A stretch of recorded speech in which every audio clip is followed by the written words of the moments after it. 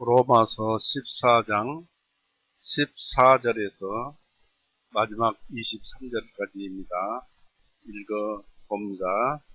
읽습니다. 내가 알고 또 주 예수님을 통하여 확신하노니 무엇이든지 그 자체로서 부정한 것은 없으되 다만 무엇이든지 부정하다고 여기는 그 사람에게는 그것이 부정하니라. 그러나 만일 네 음식으로 인하여 네 형제가 근심하게 되면 이제 네가 사랑으로 행하지 아니한 것이니 내 음식물로 망하게 하지 말라. 그리스도께서 그를 대신하여 죽으셨느니라. 그러므로 너희의 선한 것이 비방거리가 되게 하지 말라. 이는 하나님의 왕국은 먹고 마시는 것이 아니요 다만 성령님 안에서 의와 화평과 희락이기 때문이다.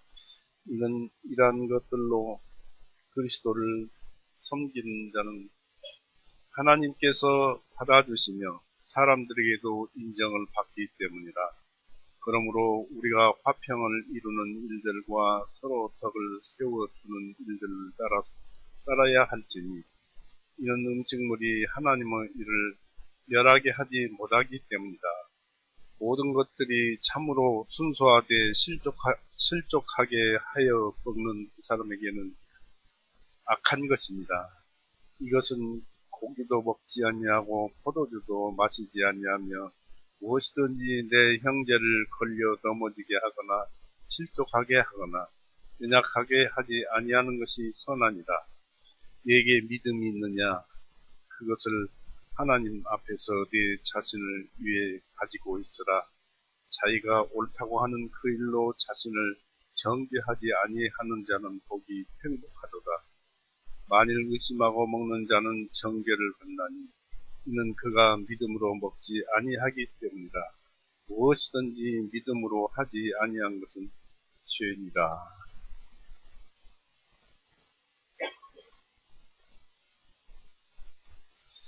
예, 이 말씀은 이제 로마 교회의 믿음이 약한 자들, 또 믿음이 강한 자들, 이 두 부류가 있어가지고 이제 그 음식을 먹을 때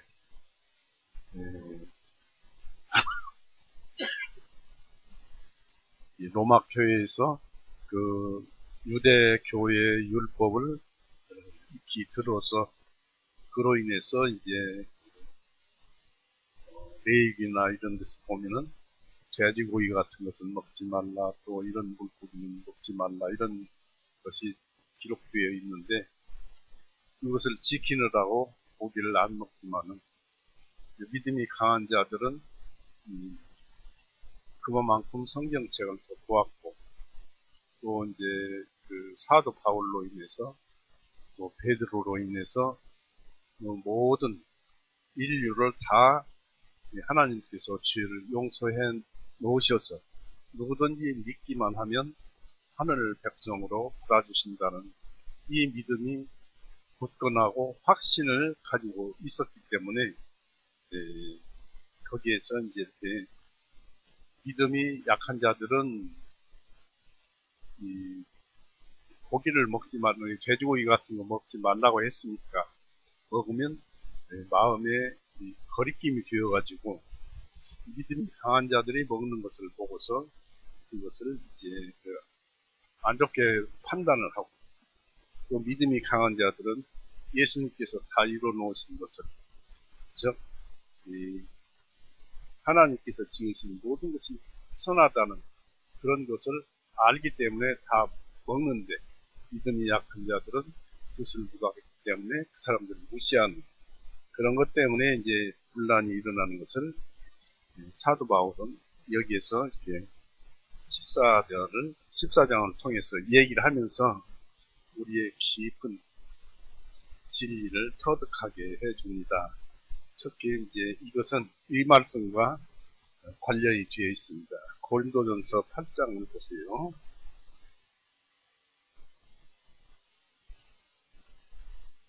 고린도전서 8장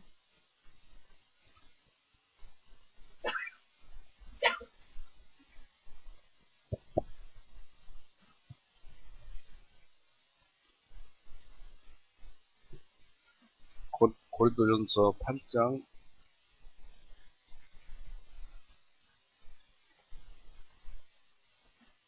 6절에서 쭉 읽어볼 것입니다.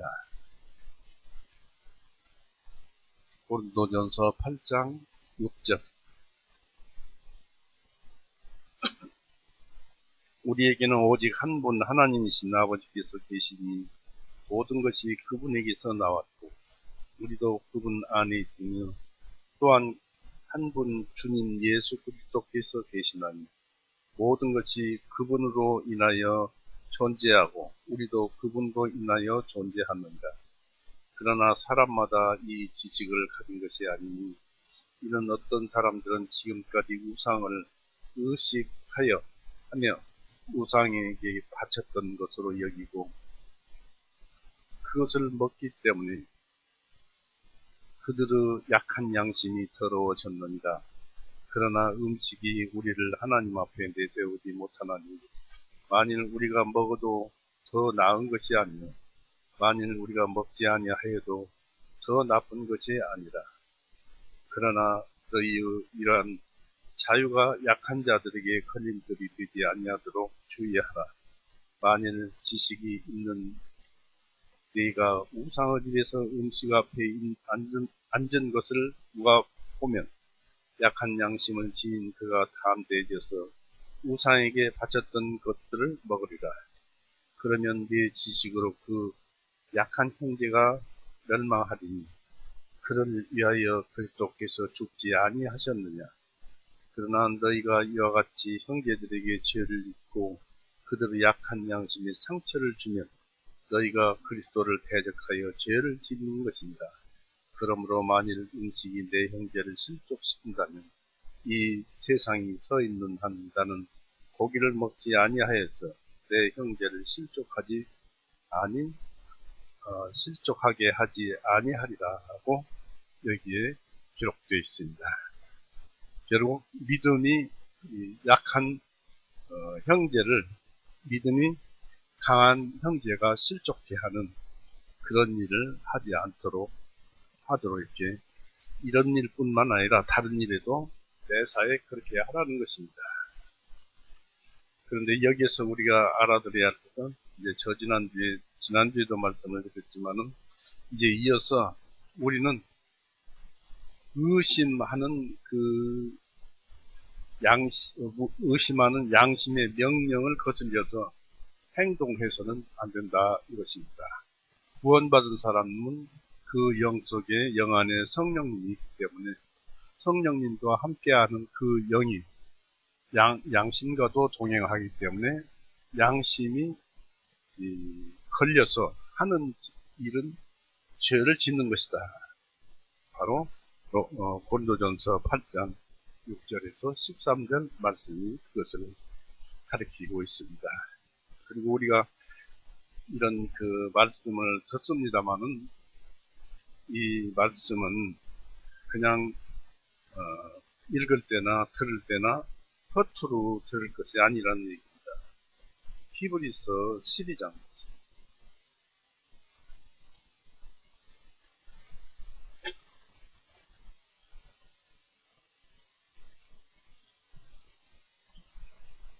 히브리서 12장 24절을 보세요. 히브리서 12장 24절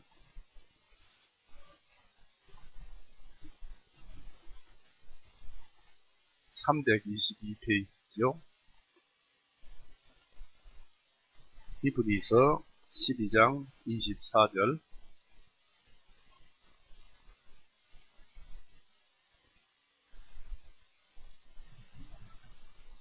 히브리서 12장 24절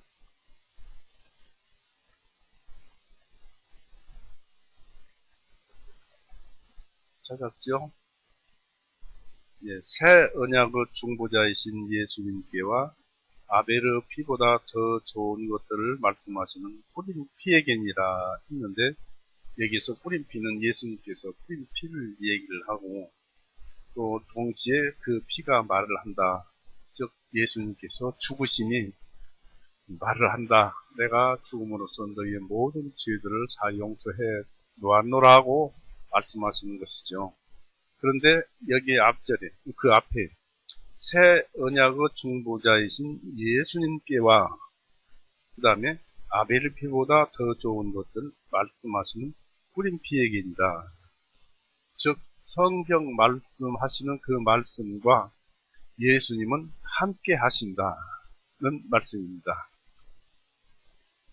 즉 우리가 성경을 읽을 때나 성경을 볼 때나 그 순간순간 찰나마다 예수님이 옆에 계신다는 말씀을 우리에게 하고 있습니다. 그래서 우리는 이 말씀을 들을 때 좀 더 신경을 쓰고 들어야 할 것입니다. 그리고 우리 예수님은 사도 바울은 하나님이라고 했어요. 로마서 9장 4절을 보세요.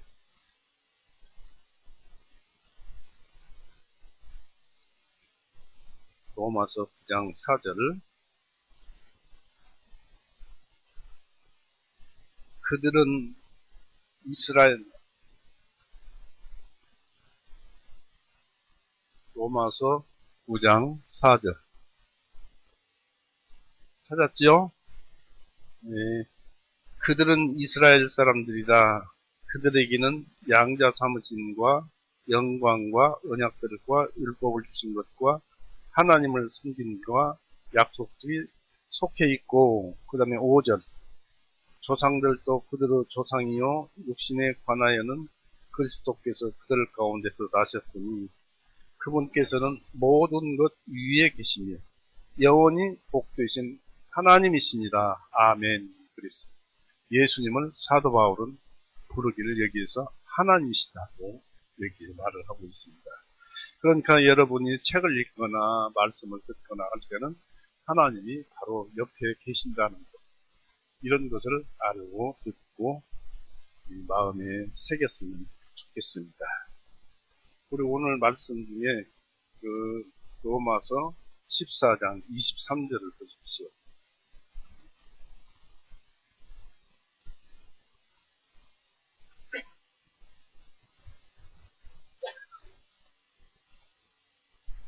(23절에) 만일 의심하고 먹는 자는 정죄를 받나니 이는 그가 믿음으로 먹지 아니하기 때문이라. 무엇이든지 믿음으로 하지 아니한 것은 죄니라 했습니다. 즉 여기에서 이 말씀을 보면은 믿음으로 먹지 아니한 것은 믿음으로 먹지 아니하기 때문이다. 무엇이든지 믿음으로 하지 아니한 것은 죄니라 그랬습니다. 그러면 구원받은 사람들이 믿음으로 행동하지 않을 때가 많지요. 그러면 죄를 짓지요. 그래서 이것은 구원과는 별개로, 즉 여기서 나오는 이 죄는 지옥 갈 죄는 아니지만 용서를 받아야 할 죄라는 것입니다. 자기 죄를 자백하고 하나님께 이런 죄를 지었습니다 하고 자백해야죠. 그래야 하나님께서 용서를 해주시는데, 그것은 여러분이 마음의 평화를 찾고 신앙생활을 계속하면서 성경책을 볼 때마다 말씀이 여러분의 양심과 화합해서 대화를 할 때 바로 하나님께서는 여러분의 죄를 용서함에 대해서 자백했다는 그것에 대한 증거가 되는 것입니다. 그래서 우리는 이 14절에서 나오는 죄, 구원받고 살면서 짓는 죄, 이런 것들을 금하자, 좀 올바로 살아보자 하는 말씀이 로마서 14장 23절이고요. 여기에 또 맞춰서 이런 말씀이 있습니다. 요한복음 15장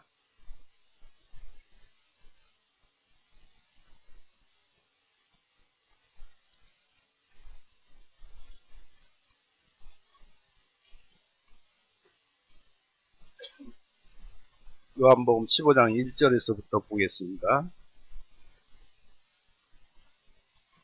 예수님 말씀입니다. 나는 참 포도나무요 나의 아버지는 농부시라.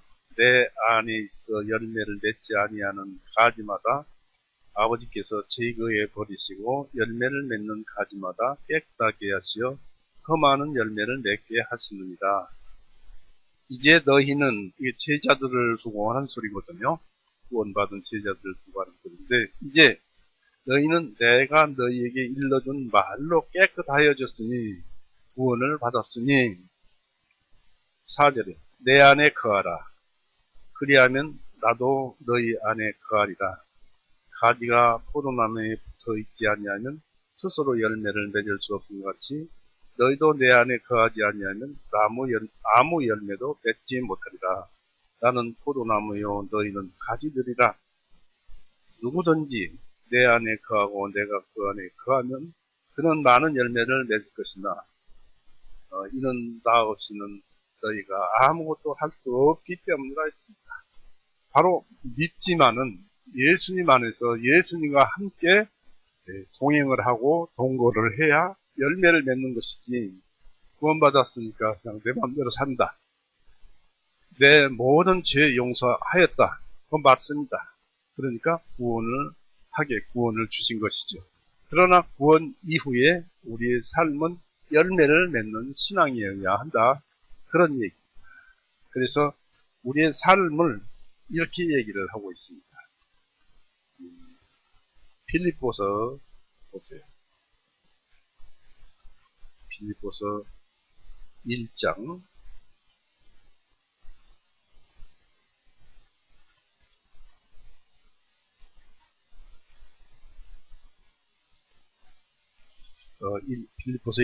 21절 보시면은 이는 내게는 사는 것이 그리스도시요. 사도 바울 얘기입니다. 사는 것이 그리스도시요 죽는 것이 유익하기 때문이다. 그러니까 우리가 그리스도인이 빨리 죽으면 천국에 빨리 가서 이 세상 모든 고통, 고난 겪지 않고 천국에서 즐겁게 살 것 아니겠느냐 하는 뜻입니다. 이 죽는 것이 유익하기 때문이다. 그러나 만일 내가 육신 안에서 사는 이것이 내 수고 열매이니 무엇을 선택해야 할지 나는 아직 알지 못하노라. 내가 죽는 것이 옳은지 그렇지 않으면 계속 사는 것이 옳은지 모르겠다. 천국에 가면 좋을 텐데 또 이 세상에서 사는 것은 내 수고 열매다. 즉 우리의 삶이 하나의 열매라는 것입니다. 우리의 삶이 열매인데 구원을 하나님께서 예수님을 보내셔서 죄를 용서해 죽으심으로써 죄를 용서하게 해 놓으신 다음에 우리가 구원을 받았어요. 그러면 이제 우리가 이 세상에서 사는 것이 바로 우리의 열매예요. 열매인데 예수님 안에서 같이 동행을 해야 열매를 맺는다. 그러니까 구원을 받았어도 내 마음대로 살면은 구원은 받았으되 불 가운데 얻은 구원밖에 되지 않고 그냥 열매가 약하다는 것입니다. 그래서 우리는 여기에서 알다시피 하나님께서 우리를 구원시켜 주신 그 뜻을 알아야 됩니다. 에베소서 1장 보세요.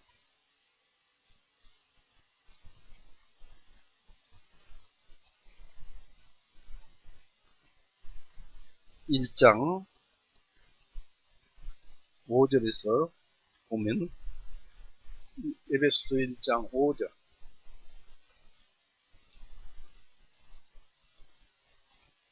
그분은 선한 기쁘심에 따라 우리를 예정하셔서 에베소서 1장 5절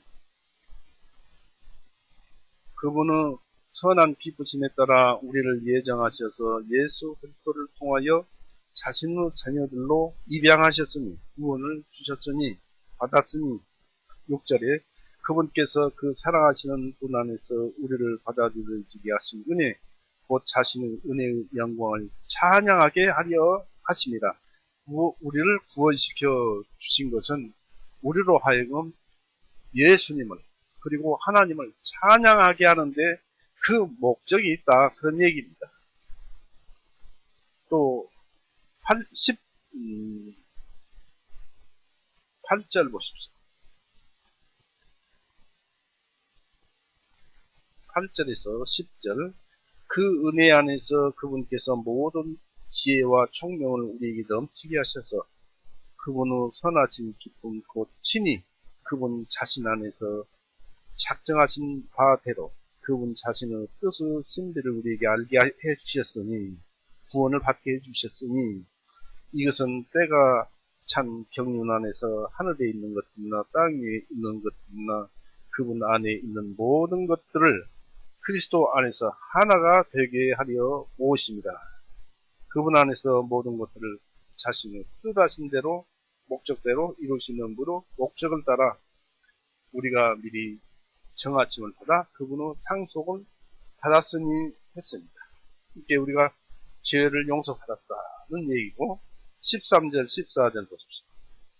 그분 안에서 너희도 진리의 말씀 곧 너희 구원의 복음을 들은 후에 그분을 신뢰하였으며 믿었으며 또한 믿은 후에 약속 성령님으로 인치심을 받았느니 이 성령님은 값주고 사신 그 소유물의 구속까지 우리의 상속의 보증이 되신다니 그분의 영광을 찬양케 하십니다. 그러니까 우리를 구원시켜 주시는 것은 예수님을 찬양하게 하는데 우리를 구원시켜 준 목적이 있다는 것입니다. 그러니까 우리의 삶은 우리의 열매는 예수님을 찬양하는 거예요. 예수님을 찬양하려면 죄를 짓지 않아야죠. 죄를 짓고서는 예수님과 대화가 안 되지요. 하나님께서는 차마 악을 보지 못하시느니라고 그런 말씀이죠. 그렇듯이 우리가 구원받고 죄를 지면 예수님과 대화할 수 없고 예수님을 찬양할 수가 없다는 것입니다. 그렇기 때문에 죄를 짓지 말자. 구원을 받았어도 죄를 짓지 말자.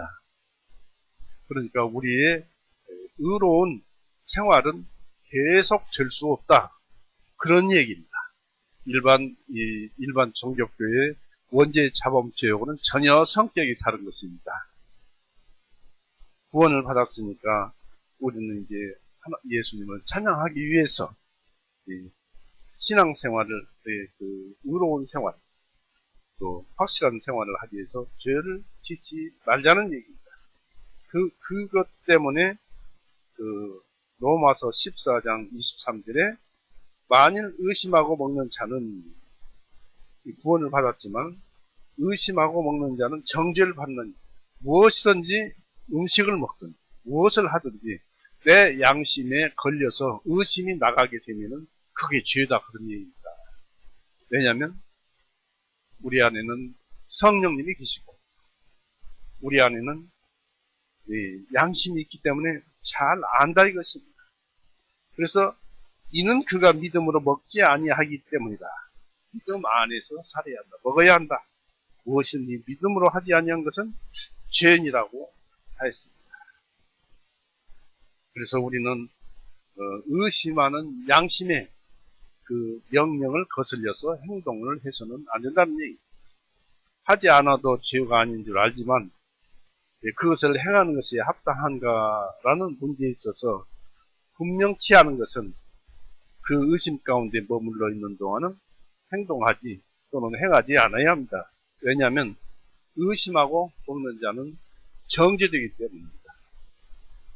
곧 그 사람에게는 그것이 죄가 되어서 그 사람이 저주를 받기 때문입니다. 그렇다고 해서 지옥 가는 저주가 아니고 하나님과 함께 동행할 수 없는 그런 큰 죄를 범한다는 얘기입니다. 우리가 하나님을 떠나서 어디 가서 살겠습니까? 그래서 그 사람의 양심이 정죄받는 것은 그 사람이 믿음으로 쫓아오지 아니한 연고다 이것입니다. 즉 합법적으로 해도 된다는 확신이 없는 것을 행하기 때문입니다. 아까도 말씀을 드렸습니다만 가령 돼지고기를 먹는 것이 합당한가 하는 것을 그가 확실히 알지 못하면서도 남들이 먹는 것을 보기 때문에 자기 식욕을 채우기 위해서 그렇게 먹어도 지탄을 받지 않을 것이라는 생각에 욕심에 이끌려서 먹게 된다면 그 사람은 죄를 범한 것입니다.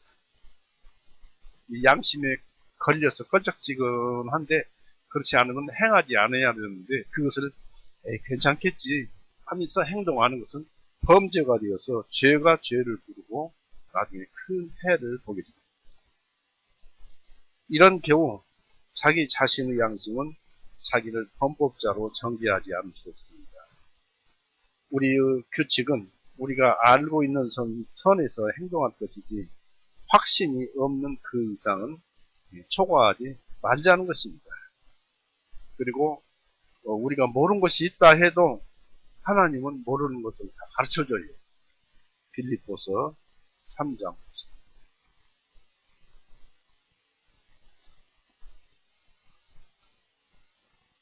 그래서 우리가 신앙생활을 마음 놓고 할 수 있는 것입니다.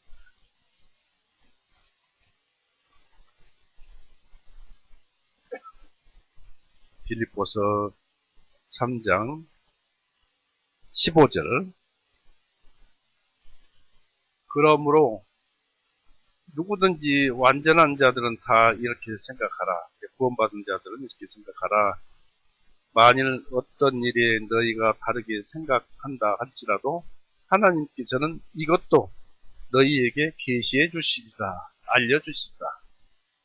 그러면서 그럼에도 16절에 그럼에도 불구하고 이미 우리가 어디에 이르렀든지 믿음이 어느 정도 성장하였든지 같은 규칙에 예수님은 보혈에 의해서 구원을 받고 사랑을 가지고 있으니까 그 사랑의 법칙에 따라서 같은 규칙에 의해서 행하고 사랑에 의해서 행하고 같은 것을 생각해야 하리라. 그런 말씀이 있습니다. 그래서 예수님께서 함께 하시니까 다 몰라도 나중에 다 가르쳐 주신다 이것입니다. 그래서 우리는 믿음으로 쫓아하지 아니한 것은 죄인이라고 하는 그 말씀을 명심해야 합니다. 이것을 일반적으로 말하자면은 믿음이 없이는 하나님을 기쁘시게 할 수 없다는 히브리서 11장 6절 말씀과 동일합니다.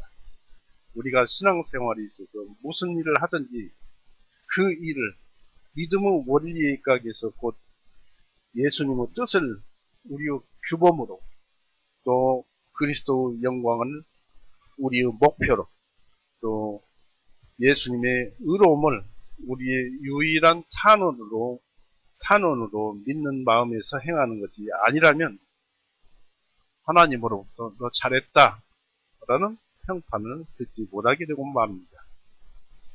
이것이 여기서는 더 엄격한 것 같습니다. 무엇이든지 믿음으로 하지 아니한 것은 아니면 곧 그 행동의 합당성 여부를 확신하지 않고 행한다면 그것은 양심에 위배되는 죄다라고 성경은 말합니다. 사실은 죄가 아닌 것이지만은 양심이 부당하다고 말하는 것을 행하는 자는 그 일이 실제로 죄인 경우에 양심이 그 일을 부당하다고 말해도 행하기 쉬운 것입니다. 무슨 말씀인지 다시 한번 말씀을 드려볼까요? 그 믿음 안에서 이제 알든지 모르든지 어떤 일을 하는 데 있어서 그 행하는 일이 양심이 부당하다고 말하는 것을 그러면 행하지 않아야 되죠. 근데 그것을 행하는 자는 그 일이 실제로 죄의 일인 경우에 양심이 그 일을 부당하다고 말해도 행하기 쉬운 자다 이것입니다. 그만큼 양심이 비틀려 있다. 그만큼 그 사람이 양심이 좌절되고 또 치우친 양심을 소유하고 있다는 얘기입니다. 인간의 영혼은 양심은 하나님의 등불로서 양심을 타락시키고 압력을 가하는 것은 그것이 실수에 의한 것일지라도 위험한 일입니다. 이에 대해서 자기의 옳다는 바로 자기를 책망하지 아니하는 자는 복이 있도다라고 22절에 얘기를 하고 있습니다. 보십시오. 22절 로마서 14장 22절 내게 믿음이 있느냐? 그것을 하나님 앞에서 내 자신을 위해 가지고 있으라. 자기가 옳다고 하는 그 일로 자신을 정죄하지 아니하는 자는 행복하도다라고 했습니다. 자기 자신의 양심과 판단으로는 해서는 안 된다고 저주하는 것을 실천하는 사람은 너무도 많습니다. 세상에. 곧 쾌락, 이익, 추구 또는 어떤 습관 때문에 그렇게 자신에게 관대하게 나오는 것입니다.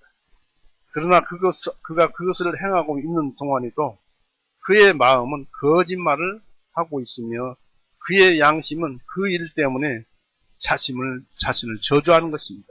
양심에 꺼리낌이 있고 걸려서 껄쩍지근하면 그것은 자기 자신을 저주하는 것이다 라는 얘기입니다. 이제 자신의 양심의 도전과 비난을 받지 않게 행동을 가리면서 자신의 마음을 자신의 원수로 삼지 않는 자는 복이 있다는 얘기죠.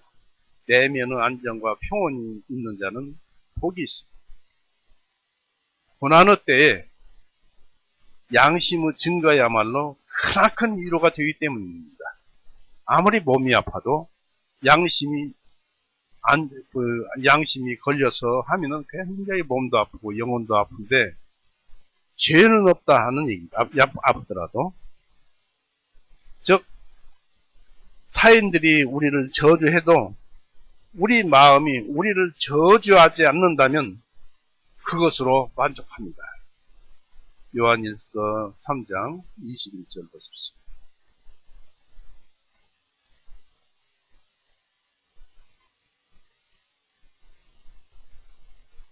3장 21절 사랑하는 자들아 만일 우리가 마음이 우리를 정죄하지 아니하면 그때 우리가 하나님을 향한 담대함을 가지고 있습니다.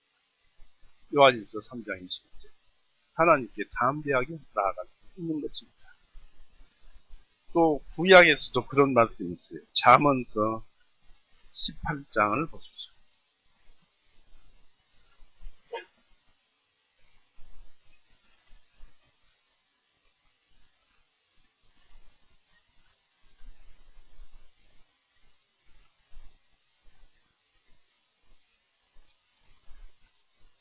잠언서 18장 14절을 보세요. 사람의 영은 자기의 병을 참아낼 것이나 상처받은 영은 누가 감당하겠는가. 잠언서 18장 14절에 사람의 영은 자기의 병을 참아낼 것이나 상처받은 영은 누가 감당하겠는가. 영이 잘못해서 죄의 책망을 듣고 환란이 오면은 견딜 수 없는 것입니다. 그러나 죄가 없다면 사람의 영은 자기의 병을 참아낼 것이나 상처받은 영은 누가 감당하겠는가. 영은 하나님 말씀이니까 영은이죠.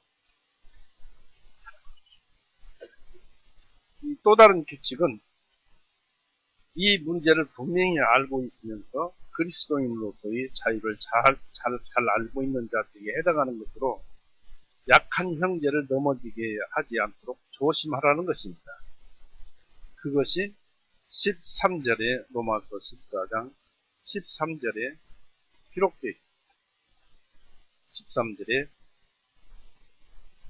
그런즉 우리가 더 이상 서로를 판단하지 말고 오히려 자기 형제의 길에 걸림돌이나 넘어지게 하는 기회를 두지 아니하였는지 서로 생각해보라. 판단하라고 얘기 기록되어 있습니다. 그런즉 우리가 더 이상 서로를 판단하지 말고 지금까지 이 사랑의 덕을 이루지 못하는 일에 머물러 있었던 것만으로 충분하니까 더 이상 거기에 머물러 있지 않도록 하자는 얘기. 바울은 이 권고를 좀 더 자세히 설명하기 위해서 자기 자신도 여기에 포함하고 있습니다. 이것은 마치 나로서 반대해왔던 것이니 너도 그것을 포기하도록 하라는 것입니다. 대신 남의 율법 실천을 단죄하는 대신에 우리 자신의 경우를 들여다보고 도리어 부딪힐 것이나 거칠 것으로 형제 앞에 두지 않을 것을 두었는지 안 두었는지 그런 것을 판단해보라는 것입니다. 우리 형제가 넘어지게 하는 계기가 될 것을 행하지 않도록 조심하자는 뜻입니다. 우리 형제에게 슬픔을 주지 않도록 조심하자. 왜냐하면 거기에 사랑이 없기 때문에 그렇습니다. 믿음이 약해서 그런 음식을 먹는 것은 부적당하다고 생각하는 자는 자기 생각에 금한다고 보는 율법을 준수하는 마음과 약한 자가 보기에 강한 내가 율법을 범함으로써 강한 너의 영혼이 해를 본다고 생각하는 그 믿음이 약한 자는 강한 너의 영혼에 대한 관심 때문에 약한 자는 믿음이 강한 네가 먹는 것을 보고 몹시 괴로워한다는 것입니다. 그러므로 특별히 강한 네가 약한 형제에게 만족을 주려는 생각에서 진리를 상냥하게 말하지 않고 통명스럽게 말할 때 그러한 일은 발생한다는 것입니다. 그리스도인들은 뭘 좀 알고 있으면 모르는 사람은 무시하기 일쑤입니다. 그래서 서로를 슬프게 하거나 그리스도 어린 자녀들의 마음을 아프게 하는 일을 저지르지 않도록 조심해야 합니다. 마태복음 18장 보세요.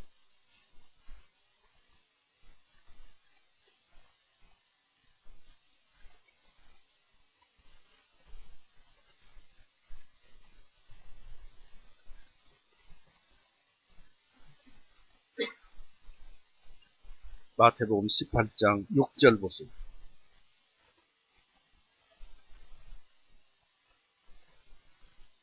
18장 6절.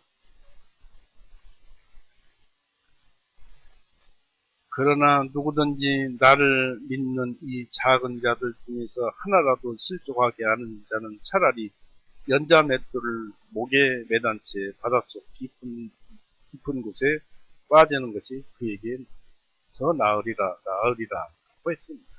이마만큼 믿음이 약한 자를 떨어지게 하는 것은 연자 맷돌을 매달고 바닷속에 빠지는 것보다 그 죄가 크다는 얘기입니다. 근데 연자 맷돌을 가지고 바닷속에 빠지는 것은 지옥에 빠지는 것은 아닙니다. 이거 지옥 얘기를 하는 것은 아닙니다. 그것만큼 죄가 크고 악하다 그런 얘기입니다. 그리고 10절을 보십시오. 10절. 이는 이 작은 자들 중 하나라도 없이 여기지 아니하도록 주의하라. 내가 너희에게 말하노니 하늘에서 그들의 천사들이 하늘에 계신 내 아버지의 얼굴을 항상 뵙고 있느니라. 우리에게는 우리의 천사가 딸려 있어요. 딸려서 같이 동행을 하고 있어요. 우리 천사. 우리를 돌보는 천사. 그런데 그 천사가 항상 하나님을 보고 있다 이것입니다. 그래서 하나님 명령이 내려지면은 그 천사는 우리에게 즉각 섭리로서나 어떤 경우로 행사를 할 수가 있습니다. 계시나 말씀으로 행사를 할 수가 있습니다. 그러니까 두려워하라는 얘기입니다.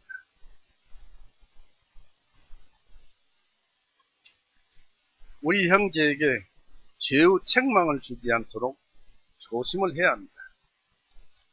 형제를 기분 나쁘게 하지 말아야 합니다. 마음을 상하게 하지 말아야 합니다. 로마서 14장 13절은 이렇게 얘기를 합니다.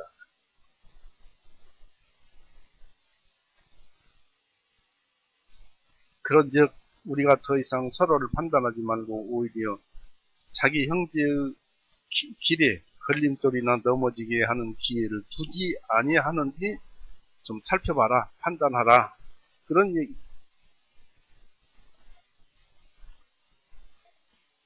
그리고 21절은 넘어지게 하는 계기에 대해서 말을 합니다.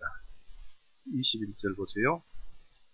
이것은 고기도 먹지 아니하고 포도주도 마시지 아니하며 무엇이든지 내 형제를 걸려 넘어지게 하거나 실족하게 하거나 연약하게 하지 않은 것이 선하니라고 했습니다.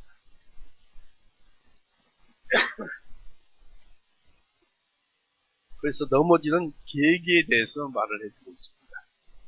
내 연약한 형제가 순전히 내 본을 받고 자신의 양심에 거슬려 행동하고 그가 가진 빛에 반대되는 행동을 해서 양심의 확신에 반대되는 행동을 해서 자기 영혼에 죄책을 끌어들였다면 그 행동이 내게는 합당할지라도 연약한 자는 그러지 못하기에 이런 계기를 만들어준 책임 소재는 내게 있다고 합니다. 믿음이 강한 자에게 있다고 합니다.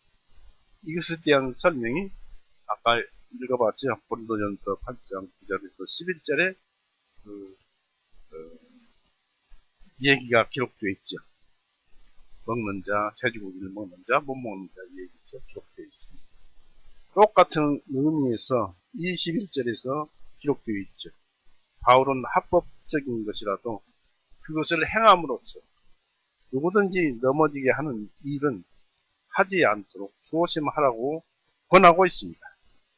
나는 믿음에 의해서 행동하는 것이 옳지만 상대는 그것을 모르니까 그것을 행함으로써 상대가 믿음이 약한 자가 상처를 받지 않게 조심하라고.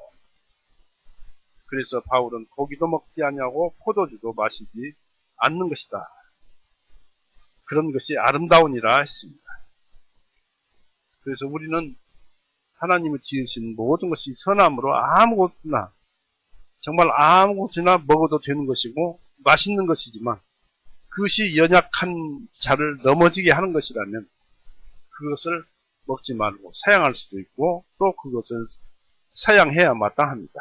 그것이 아름답고 하나님을 기쁘시게 하는 것이요. 우리 형제에게 유익한 것이며 또 우리 자신에게 아무런 해도 없는 것입니다. 다니엘과 그의 친구들도 채소와 물만 먹고 살았지만은 왕의 식탁에서 먹는 자들보다 더 혈색이 좋았습니다. 이것은 남을 위한 자아부정으로 사도 바울에게서도 그 예를 찾을 수 있습니다. 만일 식물이 내 형제를 실족해 한다면 다시는 그것을 먹지 않겠다고 그런 얘기를 한 적이 있습니다. 사소한 일로 내 형제가 넘어지고 마음이 상하며 죄에 빠지고 고민한다면 실족하게 하거나 연약하게 한다면 그의 하나님의 은혜가 약화되고 그의 위로가 약화되고 그의 결심이 약화된다면 모두 이것 때문이라고 말을 하는 것입니다. 거리끼게 실족하게 곧 그의 스스로 단죄와 고민으로 그의 약함을 보여주는 계기를 만들어준다는 얘기입니다. 그러므로 약한 자를 더 약하게 해서는 곧 꺼져가는 등불을 끄거나 상한 갈대를 꺾지 말아야 한다. 우리 영적으로 좀 성장한 자, 신앙이 있는 자는 없는 자를 정말 어린아이 살피듯이 조심조심 대화를 해야 한다는 얘기죠. 이와 같은 그 경고를 강화해주는 동기를 좀 더 살펴보겠습니다. 이로 말미암아서 깨어지는 것은 그리스도인은 사랑의 법칙을 보는 것입니다. 14장 15절 보세요. 그러나 만일 내 음식으로 인하여 내 형제가 근심하게 되면 이제 내가 사랑으로 행하지 아니한 것이니 내 음식물로 망하게 하지 말라. 그리스도께서 그를 대신하여 죽으셨느니라. 왜 그로 하여금 신앙생활을 방해하고 하나님의 사랑을 못 받게 하느냐. 예수님께서 그를 대신하여 죽으시고 그 사람을 구원해 주셨지 않느냐. 왜 그 사람의 신앙을 방해하느냐. 이런 얘기입니다.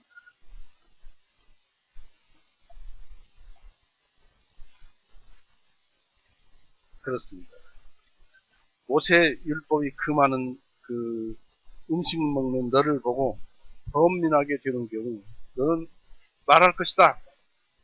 저 친구는 아직 진리를 모르는군. 그 진리는 어려운 것이 아니야 라고 말한다면 먹어도 된다. 고기를 먹어도 된다고 그렇게 강력하게 얘기를 한다면 이런 경우는 우리는 대부분 연약한 자에게 그 책임을 돌릴 것입니다. 그러나 바울은 여기서는 강한 자, 더 믿음 있는 자, 더 많이 아는 자, 그런 그리스도인 쪽을 향해서 꾸중을 하고 있습니다. 이것은 내가 사랑으로 행하지 아니한 것이니 그렇습니다. 그렇게 했습니다. 이처럼 바울은 약한 자 편을 들고 있으며 지식에 결핍이 있는 쪽보다 사랑에 결핍이 있는 것을 정죄하고 있습니다. 우리는 사랑이 얼마나 고귀한 것인지 잘 듣고 귀로 듣고 압니다. 그러나 현실에서는 그것이 잘 안 나옵니다만 그것을 그래도 행해야 합니다. 고린도전서 12장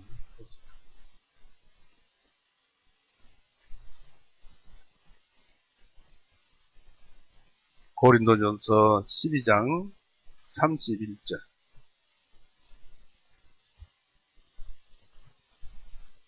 오히려 너희는 가장 좋은 은사들을 간절히 사모하라. 이제부터 내가 너희에게 가장 뛰어난 길을 보여주리라 하면서 13장으로 넘어갔죠. 13장은 사랑장이죠.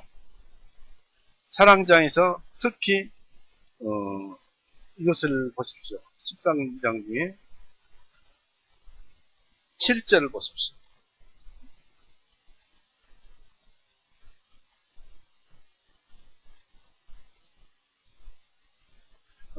마지막 절을 보십시다. 13장 13절. 그러므로 이제 믿음, 소망, 사랑 이 셋은 항상 있으나 그 중에서 가장 위대한 것은 사랑이니라 했습니다.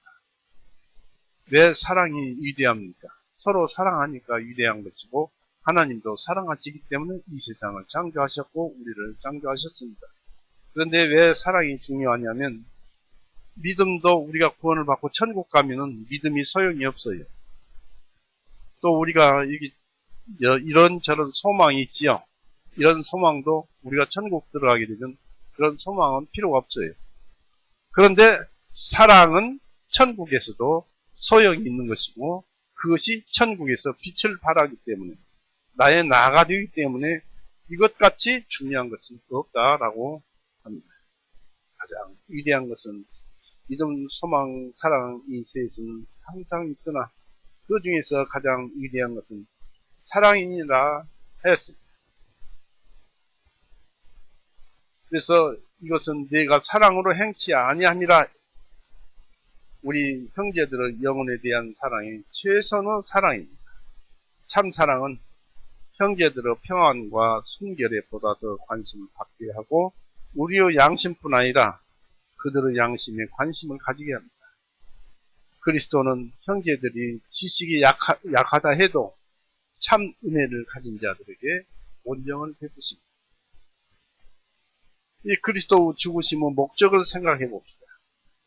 예수님께서 대신하여 죽으셨느니라고 15절에 기록되어 있죠.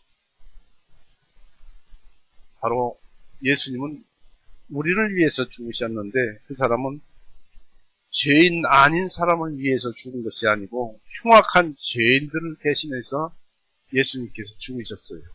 그만큼 죽어야 할 필요도 없는데 죽으셨기 때문에 예수님의 사랑이 얼마나 큰가를 알 수가 있는 것이죠. 한 영혼을 죄로 이끄는 것은 그 영혼의 파멸을 위협하는 것입니다.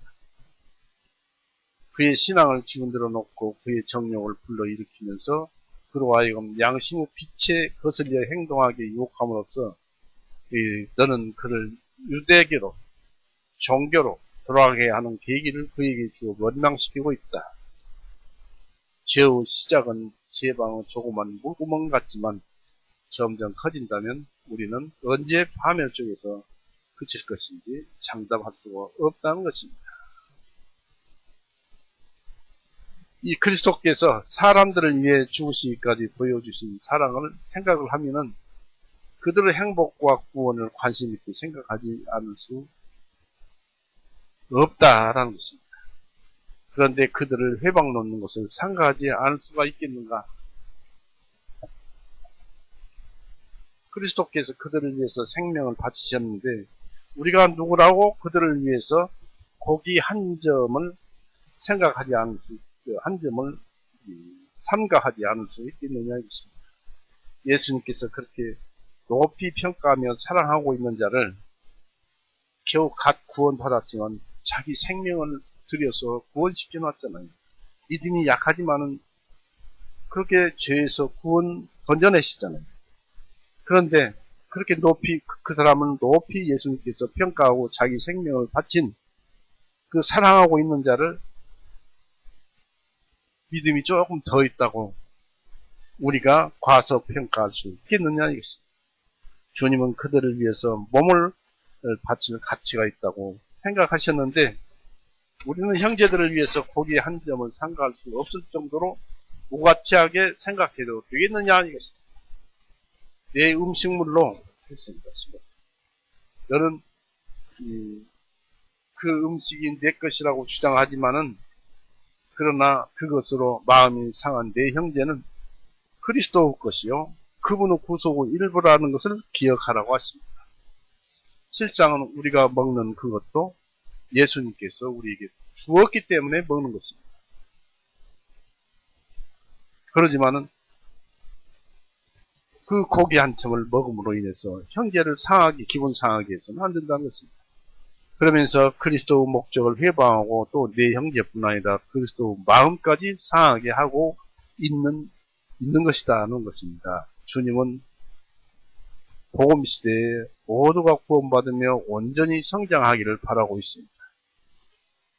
일단 예수님께 주어진 자는 아무도 멸망하지 않을 것입니다. 또 않습니다. 아무리 이 구원을 받고 죄를 많이 짓는다 해도 그 사람은 지옥으로 빠지는 멸망은 없게 됩니다. 요한복음 6장 보세요.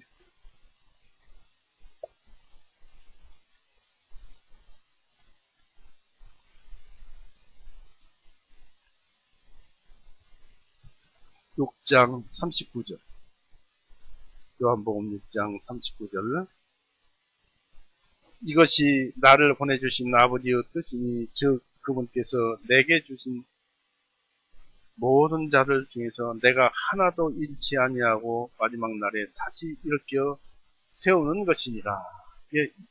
예수님께서는 구원받았으면 마지막 날에 전부 일으키셔서 천국으로 데려가는 것입니다. 그렇다고 해서 우리가 하나님과 신앙생활을 하면서 나의 열매를 맺어야 하는데 그것을 버리고 죄를 지음으로 인해서 그 신앙생활을 방종한 생활로 해서야 되겠느냐 이것입니다. 그렇다면은 고린도전서 3장에 나오는 가운데 얻은 구원밖에 안 되는 것입니다. 그래서 우리는 힘 닿는 데까지는 그 믿음이 약한 자들을 지켜야 함에도 그렇지 못하고 있는 것입니다.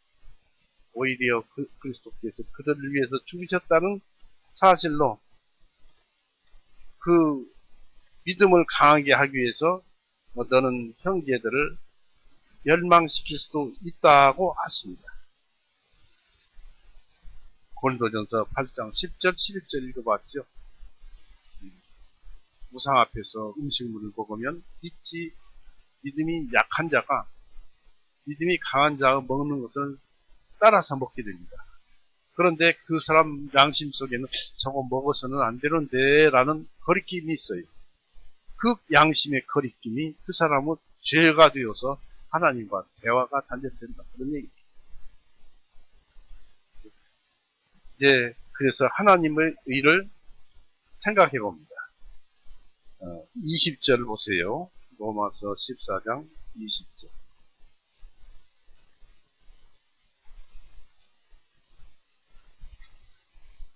이는 음식물이 하나님의 일을 멸하게 하지 못하기 때문이라 모든 것들이 참으로 순수하되 실족하게 하여 먹는 그 사람에게는 악한 것이니라.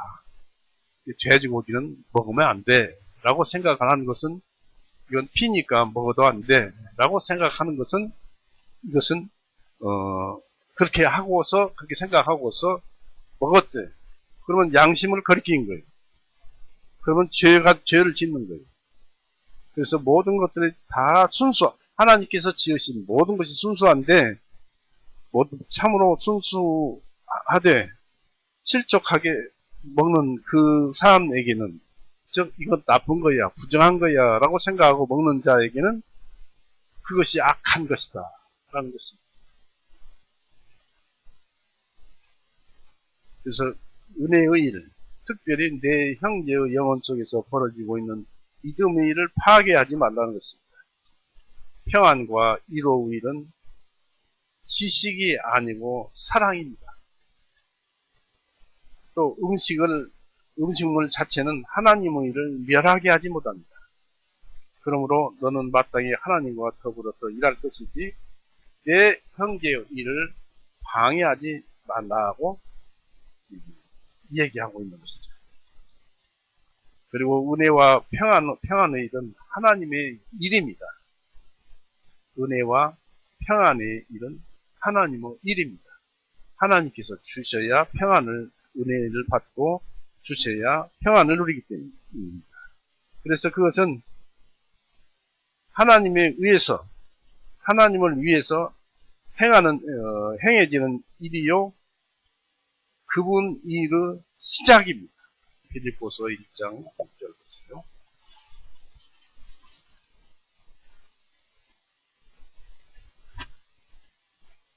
1장 6절에 너희 안에 선한 일을 시작하신 그분께서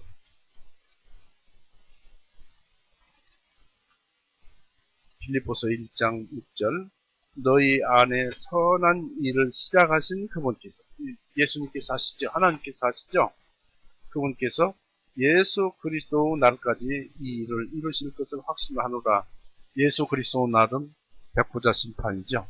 그 마지막 때죠. 그때까지 우리를 위해서 일을 하실 것이다. 선한 일을 하실 것이다. 은혜와 평안의 일을 하실 것이다. 라는 얘기.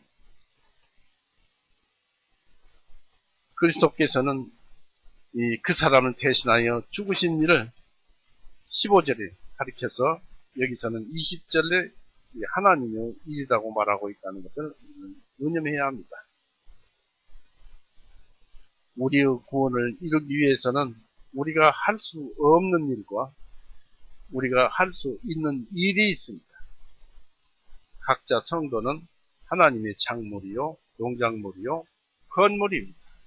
그러나 짓고 세워져 가는 것은, 자라나는 것은 하나님께 있는 것입니다.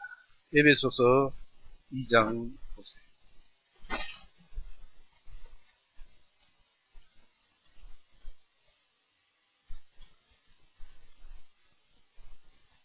2장 10절. 에베소서 2장 10절. 우리는 그분은 만드신 바라 그리스도 예수님 안에서 선한 일들을 위하여 창조되었기 때문이니 이 일은 하나님께서 미리 정하시어 우리로 하여금 그 중에서 행하게 하려 하심이라 했습니다. 이렇게 우리가 할 수 있는 일과 하나님이 할 수 있는 일, 우리는 할 수 없는 일, 이렇게 구분이 됩니다. 고린도전서 보십시오. 이것과 마찬가지 비유인데 고린도전서 3장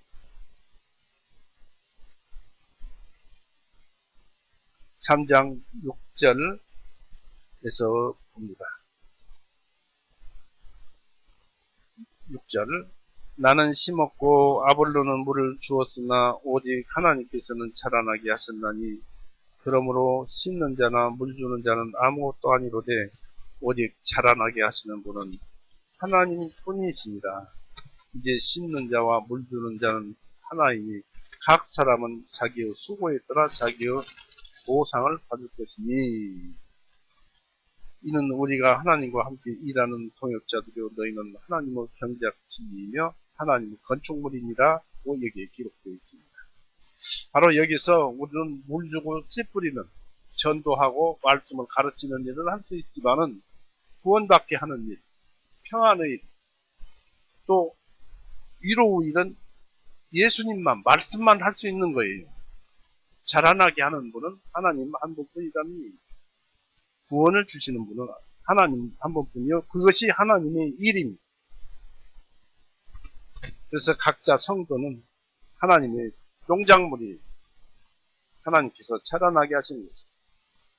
우리는 이런 일을 우리나 나무일이나 파괴하는 쪽으로 키우는 일은 그 어느 것이든지 상가하도록 해야 합니다. 우리 자신이나 나무 그 은혜와 평안을 회방 놓는 이보다는 우리의 성향과 식욕 또 그리스도인의 자유를 절제하는 편이 훨씬 낫습니다. 많은 사람들이 먹는 것과 마시는 일로 자신들 속에 이루어지고 있는 하나님의 일을 파괴하는 수가 많은데 그것은 욕심을 달래고 북돋아주며 거기서 나오는 정욕을 만족시키는 일보다 더 파괴시키는 것이 따로 없는데 마찬가지로 남에게 고의적으로 거침돌을 주어서 그들 속에 이루어지는 하나님의 일도 마찬가지가 되게 하고 맙니다. 우리는 파괴하는 일이 무엇인가를 잠시 생각해 봅시다. 형제에게 걸림돌을 놓는 것이 무엇일까요? 그 일은 하나님의 사업입니다. 또 하나님의 사업을 무엇 때문에 파괴하고 있는가를 생각해 봅니다. 그래서 우리는 그러지 흔히 오직 배만 위하고 또 배는 자기만을 위하는 음식 때문 아니 있습니다. 실족하게 하는 악을 그리고 그 악이 우리 그리스도인의 자유를 얼마나 오남용케 하는 것인가를 생각을 해봅니다. 만물이 다 정하다는 점을 바울은 인정하고 있습니다. 14절 보십시오. 로마서 14장 14절.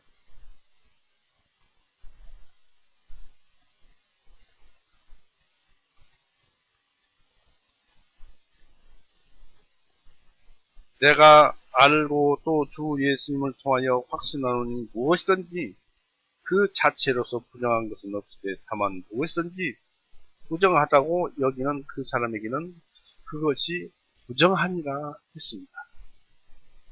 전부 깨끗하다. 우리 육체도 하나님 보시기에는 깨끗하게 지어놓았는데 우리가 그것을 그 죄에 속아가지고 죄의 본성에 속아가지고 양심이 치우친 양심과 자대를 두는 양심 이것이 바로 타락한 본성인데 그것이 육신을 움직여서 죄를 짓게 해요.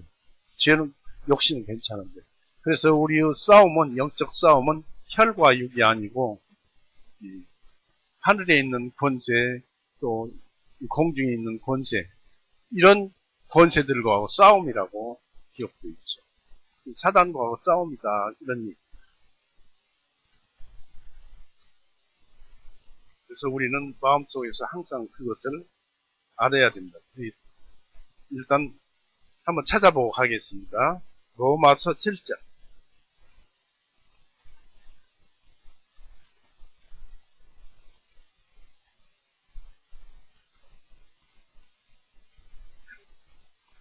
로마서 7장 24절.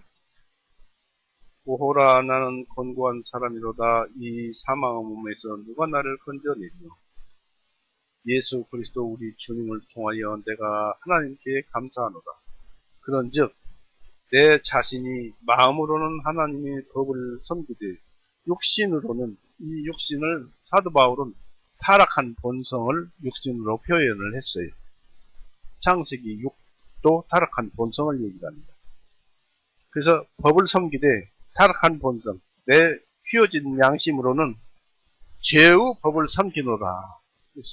죄를 섬긴다 이것입니다. 그래서 그러지만은 구원받은 자는 1절에 그럼 로마서 8장 1절에 그러므로 이제 그리스도 예수님 안에 있는 자들에게는 결코 정죄함이 없나니 이들은 육신을 따라 행하지 아니하고 오히려 성령님을 따르느니라. 믿는 자들은 성령님을 따른다 이것입니다. 그러면 당연히 우리가 마음으로 하나님을 섬기고 죄를 멀리하게 되는 것이다. 그래서 우리가 주의할 것은 이 내 마음에서 우러나온 타락한 본성이 내 육신을 움직이지 못하도록 내 안에 성령님이 계시니까 성령님께 기도하고 성령님께 맡기는 것입니다.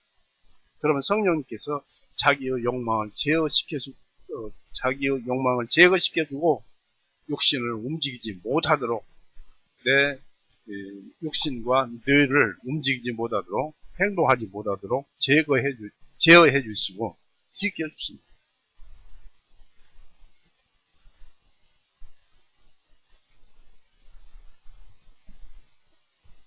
만물이 다 청하다고 아까 말씀을 드렸죠.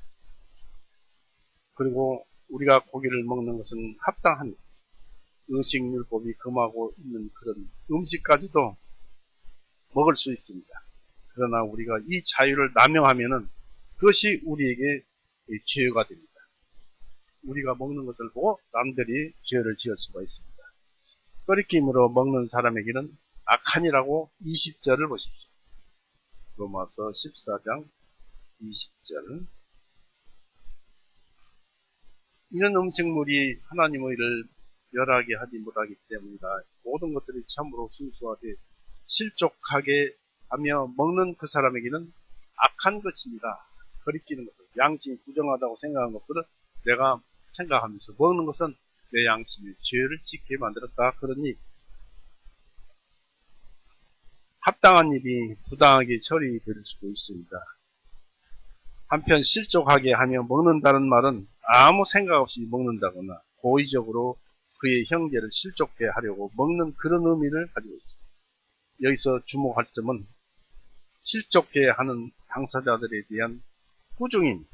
물론 그리스도인으로서 자유와 쉽사리 성내지 않고 악을 생각지 않는, 그리고 사랑이 없어서 무턱대고 연약하게 실족하는 사람들에게도 책임이 없는 것은 아니지만 바울은 그럼에도 화살을 매를 믿음이 강한 자들에게 돌리고 있습니다. 그것은 그 믿음이 강한 자들이 질책을 더 믿음이 있으니까 질책을 더 잘 견디고 고치는 일도 먼저 시작할 수 있기 때문입니다. 바울은 이것을 두 가지 면에서 강조하고 있습니다. 그러므로 너희의 선한 것이 비방거리가 되게 하지 말라고 16절에 기록되어 있죠. 그러므로 너희의 선한 것이 비방거리가 되게 하지 말라. 로마서 14장 16절에 그렇게 기록되어 있습니다. 남들이 기독교를 전반적으로 욕하지 않게 특별히 너 그리스도인으로서의 자유를 욕하지 않게 조심하라는 것입니다. 복음은 너희 선한 것이요 거기서 오는 모든 특권과 자유 또한 너희의 선한 것이다. 사소한 문제에 있어서 그것을 판단하는 지식도 너희 선한 것이다. 곧 내 형제가 갖지 못한 선한 것이다. 이제 형제의 부족한 점을 비방하지 않도록 조심하라는 말씀입니다. 그러니까 형제 자매들의 신앙생활을 얼마나 조심해야 하는지 여기에서 배울 수가 있습니다. 형제의 부족한 점을 비방하지 않도록 조심하면서 재갈 물리지 않는 혀가 악평하는 것은 막을 수는 없는 노릇이지만 그런 계기를 만들어주어서는 안 되겠다는 것입니다. 우리의 잘못 때문에 욕이 생기지 않도록 해야 하는 것입니다. 디모데전서 4장 12절에 그렇게 기록되어 있습니다. 누구든지 너를 업신여기지 못하게 하라, 너를 깔보지 못하게 하라는 말입니다. 디모데전서 4장 12절 보십시오.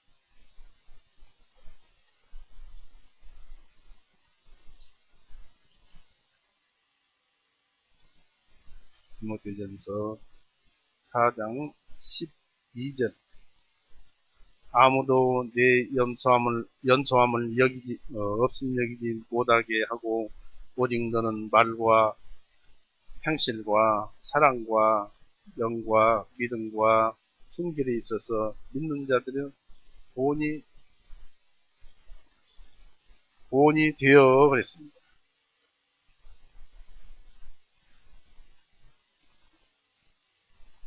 그래서 그런 사람들로 인해서 비웃거나 깔보지 못하게 하라는 것입니다. 마찬가지로 내 지식과 힘을 사용하는데 사람들로 하여금 그것이 하나님의 율법의 불순종이라는 욕을 듣지 않도록 조심하라. 많은 경우에 있어서 우리의 유익과 영성을 위해서 우리는 옳다고 생각하는 일이지만 그것이 우리 명성에 편견을 가져오고 오명을 가져올 염려가 있을 때만 그것을 삼가해야 합니다. 그런 경우는 우리 자신이 수치를 당하는 것보다는 자제한 편이 낫다는 것입니다. 비록 그것이 하찮은 잘못이지만 족파리와 같은 것입니다. 그것이 향수에 빠지면 향수를 버리죠. 우리는 이것을 보다 일반적으로 적용할 줄 알아야겠습니다. 우리가 선행을 하되 그것이 욕을 먹지 않는 방향에서 선행을 처리해야 하겠습니다. 그 자체로서는 훌륭하고 좋은 일이지만 일 처리를 잘못해서 욕을 먹고 핀잔을 사는 수가 있습니다.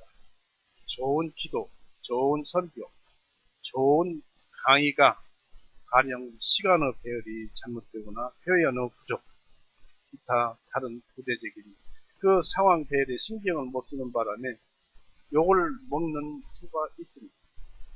그런 하찮은 부대적 잘못 때문에 욕을 하는 것은 욕하는 사람 잘못이지만 그러나 그런 계기를 마련해 준다는 점에서 우리의 어리석음이 있습니다. 우리가 주장하고 실천하는 선한 것을 위해서라도 욕을 먹지 않도록 조심을 합시다. 내게 있는 믿음을 하나님 앞에서 스스로 가지고 있으라고 22절에는 얘기하고 있습니다. 믿음이란 의롭게 하는 믿음이 아니라 22절 보십시오. 여기서 특이한 것이 있는데 로마서 14장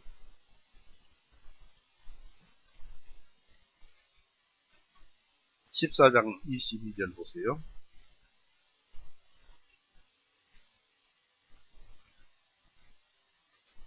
내게 믿음이 있느냐 그것을 하나님 앞에서 내 자신을 위해 가지고 있으라. 자기가 옳다고 하는 그 말로 자신을 정죄하지 아니하는 자는 행복하도다.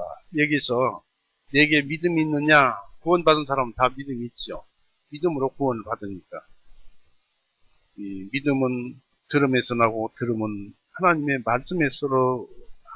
말씀에서니라는 말씀이 로마서에 기록되어 있죠. 그러니까 들어서 믿음이 있는데 여기서 바울은 내게 믿음이 있느냐, 그것을 하나님 앞에서 내 자신을 위해 가지고 있으라.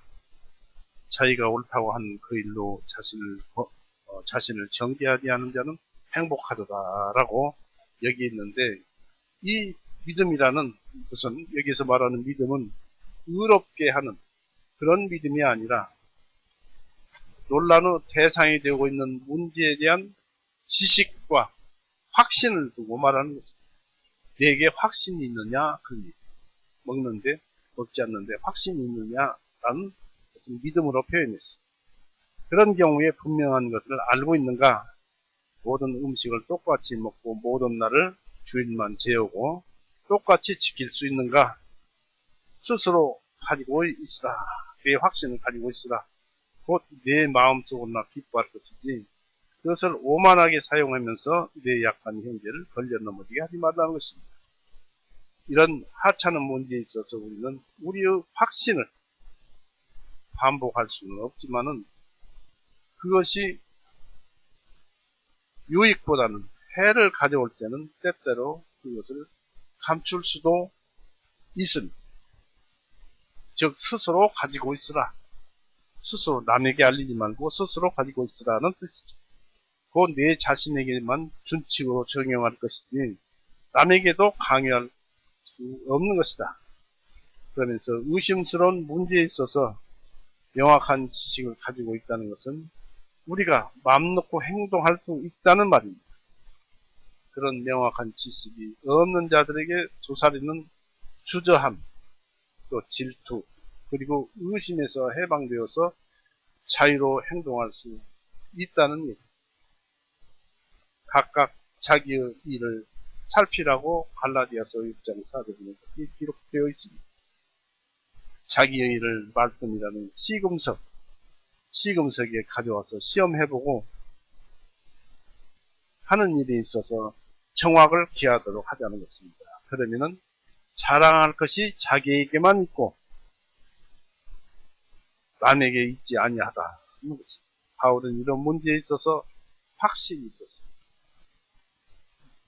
내가 확신하는 것은 무엇이든지 스스로 속된 것이 없다는 것입니다. 로마서 15장 14절을 보세요.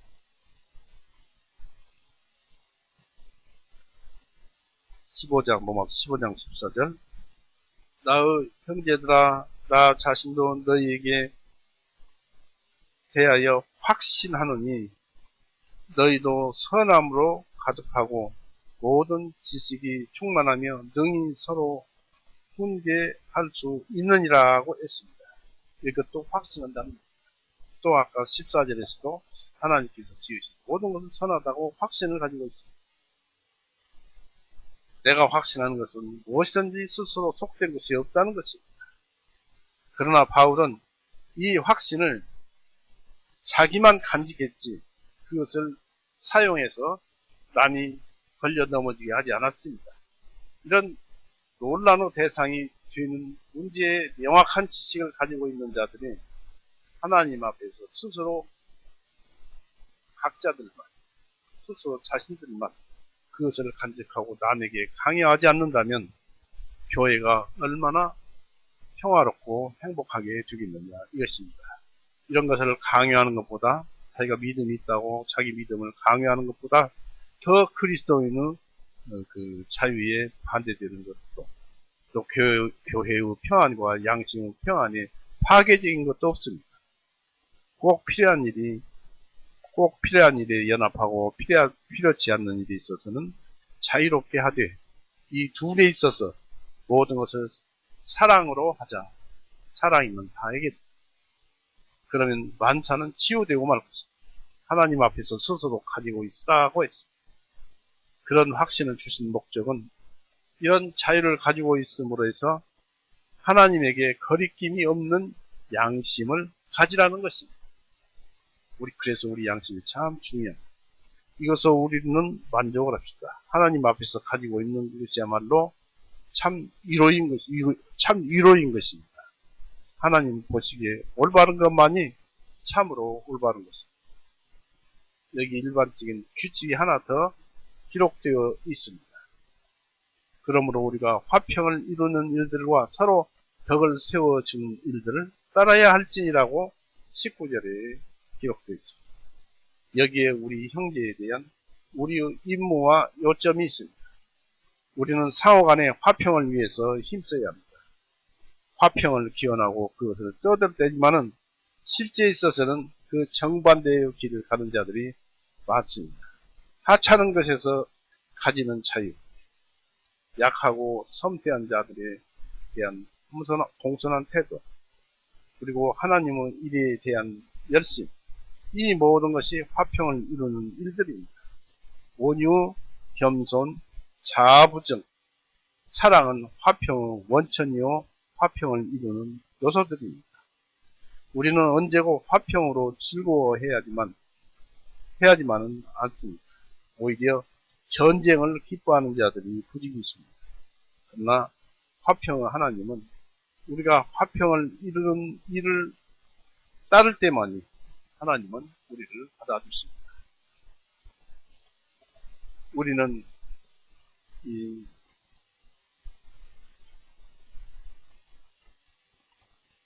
화평을 위해서라도 힘써야 하지만은 상호간의 덕을 세워주는 데 있어서 힘써야 합니다. 곧 화평은 덕을 낳게 마련입니다. 우리가 서로 물고 뜯으며 세우는 동안에는 서로 덕을 세울 수 없습니다. 우리가 진정한 신앙 안에서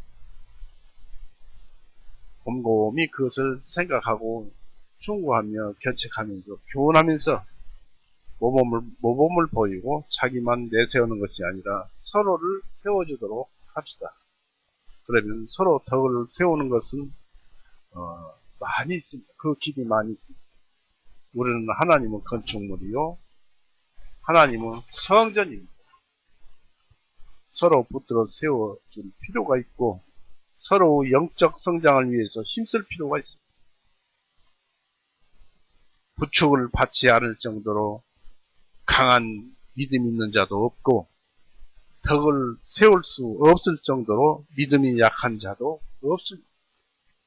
따라서 우리는 남을 붙들어서 세워줌으로써 우리 자신에게 혜택을 가져온다는 것을 잘 아시기 바랍니다. 오늘은 이렇게 해서 마칠까 합니다. 여러분들은 오늘 말씀에서 몇 가지 중요한 사항을 잘 요약해서 가지고 있으시다가 또 14장을 처음서부터 마지막 절까지 읽어보시면서 하나님께서 무한한 자유를 주신 것을 감사하십시오. 오늘 이렇게 해서 마치겠습니다. 기도하겠습니다. 살아 임하신 하나님 아버지, 우리 안에 평안과 또 모든 은혜의 일을 시작하시고 끝날까지 하실 것을 주님의 말씀과 함께 알았습니다. 그리고 우리는 오직 주님만이 우리의 모든 일을 결정하시고 행하신다는 것도 알았습니다. 또 우리가 형제 자매 간에 서로 붙들어주고 일으켜 세워주고 밀어주고 하면서 서로 사랑하면서 신앙생활을 하면서 또 주님을 찬송하는 그 일이 우리의 열매이므로 신앙생활을 하면서 앞으로 나아가게 해주십시오. 우리 교회는 너무 연약하고 또 부족한 점이 많고 그래서 참 마음 아프고 가슴 아픕니다. 이것을 어찌 주님이 모르시겠습니까? 그러나 오직 주님만 의지하옵니다. 우리의 믿음을 굳게 세우고 있으라고 가르쳐주는 교훈으로 우리는 받아들이고 알고 있습니다. 항상 지켜주옵소서. 우리 교회 성도님들 어디에 있든지 보호하고 지켜주시옵고 주님과 동행케 해주시옵고 지와는 상관이 없는 그런 생활을 살게 하여 주옵소서. 또 그들의 여러가지 불안과 고통과 이런 것들이 있사오니 주님께서 보살펴 주시고 지켜 주셔서 주님을 찬송하게 하여 주시옵소서. 우리의 일은 주님을 찬송하는 일이 우리의 일이라고 하였습니다. 주님께 언제나 부탁하오며 우리를 죄에서 영원히 구원해 주시고 하늘을 보자 우편에서 우리를 중보하시며 사랑하시니 우리 구세주 예수 그리스도 이름으로 하나님 아버지께 기도 올렸사옵나이다. 아멘.